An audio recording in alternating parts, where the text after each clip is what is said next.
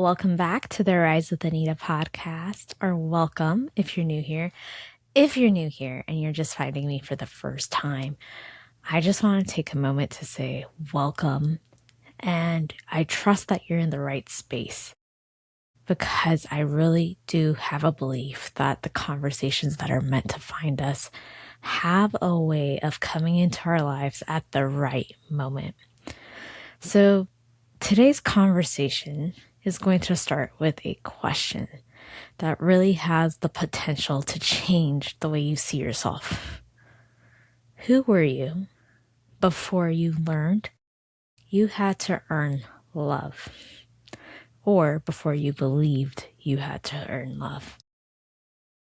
Not success, not approval. I want you to really think about, who was I before I felt the need to earn love? Because somewhere along the way, many of us stopped believing we are inherently worthy of being loved, and we started believing that we have to perform for it. We have to put on the mask. We need to be successful enough, helpful enough, pretty enough, productive enough, quiet enough, easy enough, perfect enough. And so today I really want to challenge that belief at its root, at its seed, because here's the thing. Oftentimes we think we have to put on a show, when in reality we are disconnecting from our true authentic selves in order for the need of love. But before we dive in, I'd love to take a moment to arrive together. So if you're able to do so and you're not driving in this moment, please gently place both feet on the floor. Ground yourself, anchor into your body. Relax your shoulders and any tension you might have in your jaw. And we're going to take a deep breath in through the nose for 4. We're going to hold and slowly exhale. Again, taking one more deep breath in for 4. And I just want you to notice the sensations in your body. Notice where you might be holding any tension. Notice if there's a part of you that feels like you have to earn this rest in this present moment, or if there's a part of you that might be trying to do this right, quote unquote. And we're simply going to let that go. So I want to start with this question. If you do believe love has to be earned from who? You see, one of the biggest questions that Tony Robbins often asks in his, I believe, Date with Destiny seminars, but occasionally UPW as well, is whose love did you need to earn the most? Your mother or your father? And so I want you to really get back to that. Whose love did I feel like I needed to earn? And when? Because you see, as babies, we don't come into this world thinking, I must earn love. A newborn doesn't wake up wondering if they're worthy enough to be fed or for someone to hold them. They simply exist. They just are. But somewhere between our childhood, our adolescence, and our adulthood, it could have happened maybe through a divorce. Maybe you had a moment that felt like abandonment. And I want to take a moment here to pause, because it doesn't have to be a traumatic, with a capital T, situation that happened to you. You could have just had something, even as a child, that made you go, okay, I think I need to earn love because maybe I don't feel seen in this moment, or I was ignored, or my feelings were hurt. And so we end up having these instances where it's either criticism abandonment being huge. Maybe you had a parent who only celebrated your achievements or was only present for you for your achievements. So think about the parent who never came to your recitals, but maybe they came to your rewards ceremonies and your graduation. So inherently you thought that is the way to earn the love. Or maybe it's just something as simple as no one ever actually said, hey, I love you. And so our brains create a story we tell ourselves of the love must be earned. Because oftentimes the people we are trying to earn love the most from don't actually inherently say you have to earn my love.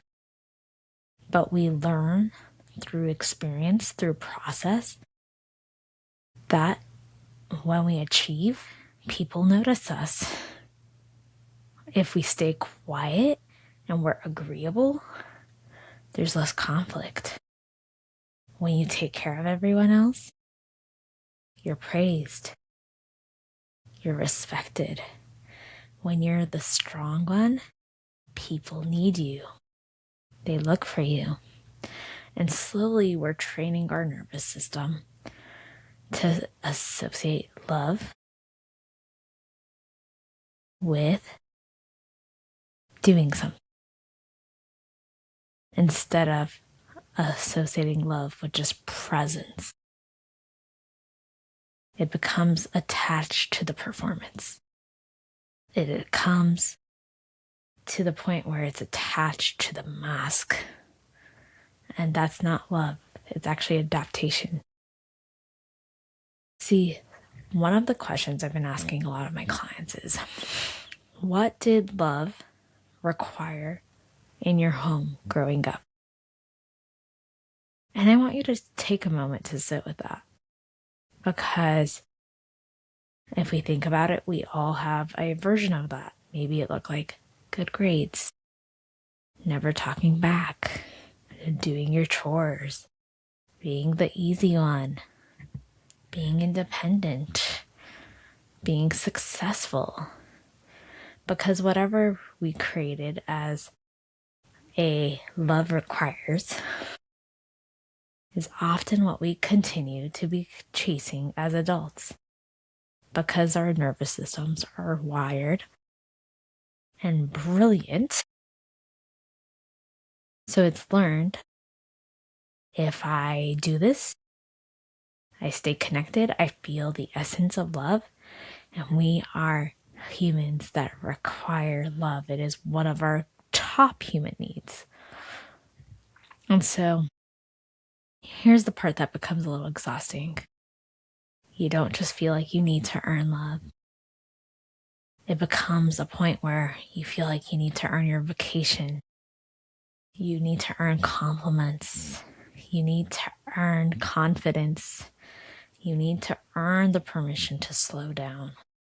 You need to earn your self-worth. And you're tying it to someone else's validation and how they view you.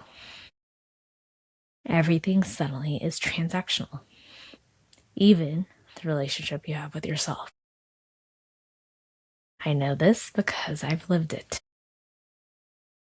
So for a long time, achievement for me was how I thought I mattered. If I work harder, if I get the promotion, if I get the house, if I give more, if I show up more, maybe I'll be enough. But here is the real big truth I learned. Enough was never going to arrive. Not in the performative way, at least. Because you cannot achieve your way into worthiness and into a belief. That was never the achievement's job to fix. So here is the big thing that helped everything shift for me. I stopped asking myself, well, how do I become worthy? And I started asking, what convinced me I wasn't already? And I started to look at my stories and I started to look at my patterns, because those are two different questions. You see, one assumes something is missing, something is wrong. The other tells you, no, I've just been hiding. It's been covered up. You see, I don't really believe that healing is all about becoming someone new. I think it's actually about remembering at our core who we are on a soul level, who we are authentically, what lights us up. Before our survival patterns taught us performance, before it taught us to put on a mask just so that we can feel safe, so we're not judged or criticized. Before we believed our voices are too much, before we believed that taking up space is selfish, before we believed love has conditions attached to it. And if you've listened to this podcast for a while, you know I talk a lot about nervous system regulation, because our body isn't trying to sabotage the love that we're calling in, even if that's self-love. It's trying to recreate what feels familiar. We are in a constant game of recreating what feels familiar, what feels safe. And the thing is, if it's something that our nervous systems are attached to, the chaos, if it's attached to performance, then we gotta look at how do we shift out of that. Because if inconsistency felt like love, then when we have the healthy love or healthy relationships, they're going to feel uncomfortable. And I can tell you firsthand, in my own experience, when I had a relationship that showed up in my life that felt safe, that I felt seen, because I was used to not feeling safe, not feeling seen, not feeling held, I almost blew that relationship because I didn't know how to consciously opt it in. It took work for me on my own part to actually slow down and say, whoa, this feels uncomfortable to let something get in. Why? And I realized I was slightly addicted to chaos. So if we had to earn our attention, receiving freely might also feel unsafe. If love always came after an achievement, then when we feel like we need the urge to rest, there's guilt, there's shame, there's anxiety. And it's not because rest is actually inherently dangerous. It's because it feels unfamiliar to just allow yourself to slow down, to pause, to breathe. So today I'm going to leave you with 3 questions, not to answer immediately, just to sit with. 1, who were you before you learned you needed to earn love? What did she look like? What did love require growing up? And if love didn't have to be earned anymore, how would you start living differently tomorrow? Not 5 years from now, not a month from now, tomorrow. Would you allow yourself to rest? Would you speak up more? Would you set the boundaries? Would you apply for an opportunity? Would you leave the relationship that is no longer serving you? Would you allow yourself to take in a compliment? Would you ask for help? Because maybe the woman you're becoming isn't someone who finally earns love. Maybe she's the woman who finally remembers she's never had to. So if this episode spoke to you, I'd love if you share it with another woman or man who may need this reminder today.